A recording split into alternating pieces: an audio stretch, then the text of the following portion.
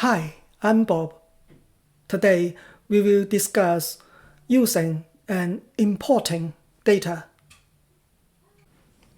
We open an existing Stata dataset, the DTA file, with the use command.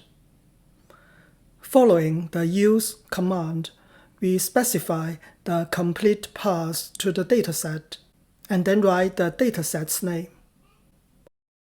Or we can just type the dataset's name after placing it in the current working directory. We use the cd command to let Stata know the directory we are working on.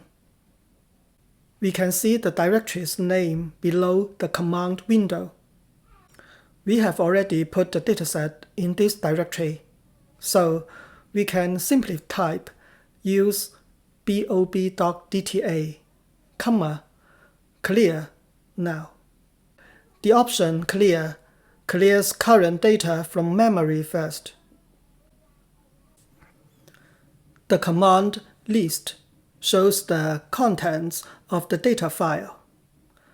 It lists the variables' names and their values. If we want to see the first 5 observations, we type list in 1 to 5.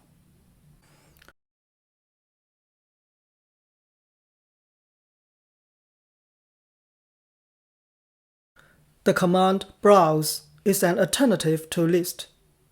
It opens the data editor. We see a spreadsheet of all variables and data in the sample. We cannot change the values in the browse mode. If we want to add or edit data, we use the edit command. We can edit the data now.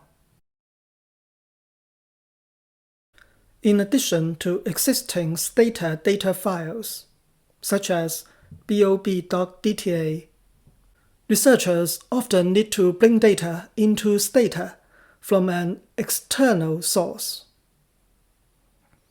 Excel files can be imported to Stata using the import Excel command. Both the XLS and the xlsx files can be imported. We import the Excel file population.xlsx into Stata by typing import Excel, followed by the file's name. The clear option removes the existing data from memory before loading the new data. We can use the describe option to find some information about the Excel file, such as the range of the cells. Since we have imported the Excel file to Stata, we can use the browse command to take a look at the data. We find that some contents may not necessary, so we use the option cellrange to specify the range of the cells in the spreadsheet that are imported to Stata. We usually open the Excel file before importing it to Stata. We open this Excel file, and we see that the variables are the FIPS state numeric code for the states and District of Columbia, their names, and the state's populations from 2012 to 2021.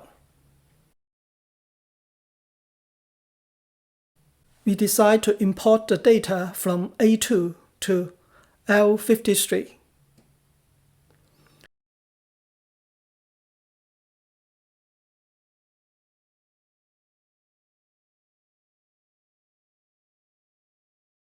We add the option cell range, followed by the range in parentheses. There is a colon between A2 and L53.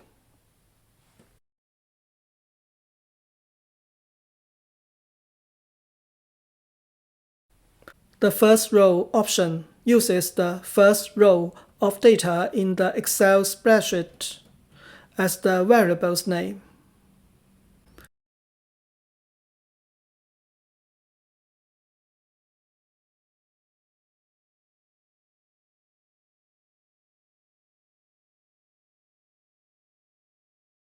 We save the data file using the save command, followed by the file's name.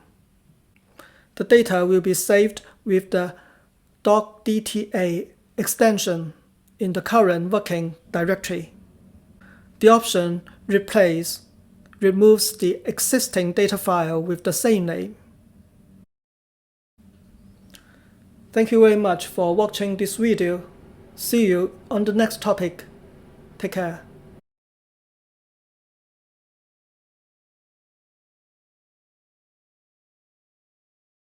Thank you for watching this video and subscribing to my YouTube channel. See you next time.